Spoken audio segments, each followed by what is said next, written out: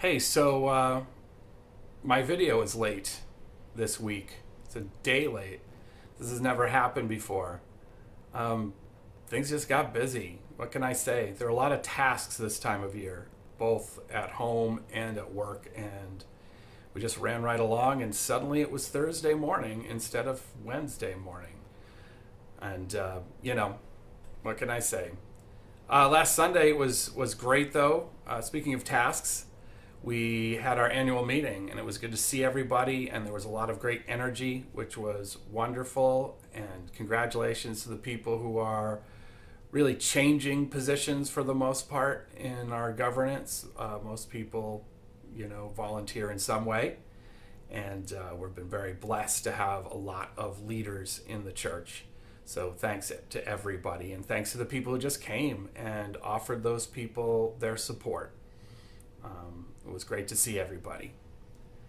This Sunday, our topic actually kind of fits well with the lateness of the video. We'll be talking about downtime.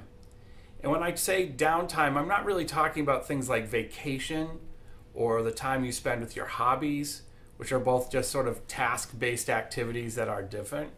In our culture, often we view those things as opportunities for self-improvement in a different way.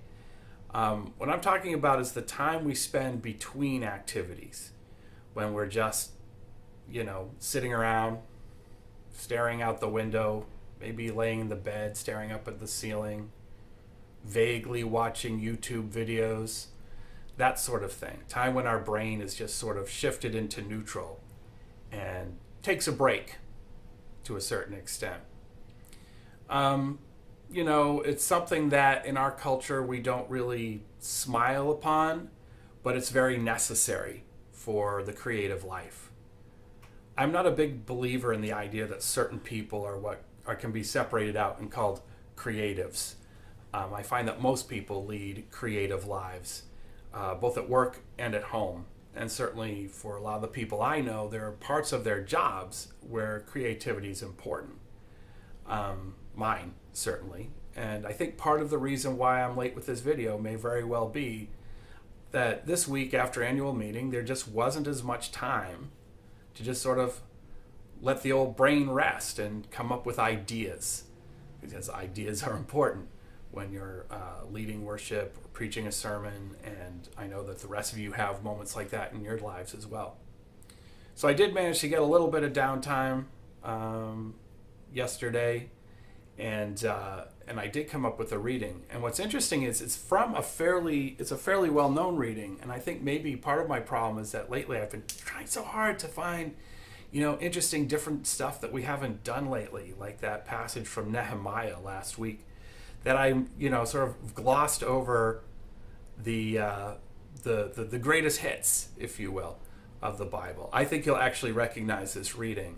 It's a slightly different translation from the one that people normally know, but you'll recognize it. And it is from the Gospel of Luke, and chapter 12, and we'll start on verse 27.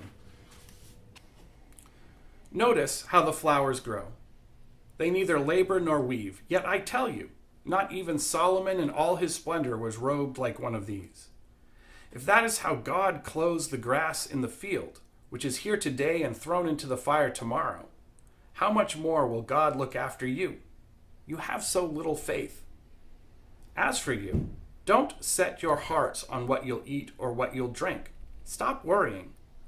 All the nations of the world seek these things, yet your Abba God well knows what you need. Set your sights on the kingdom of God, and all these other things will be given to you as well. Fear not, little flock, for it has pleased your Abba to give you the kingdom. Sell what you own and give the money to poorer people. Make purses for yourselves that don't wear out, treasures that won't fail you, in heaven, that thieves cannot steal and moths cannot destroy.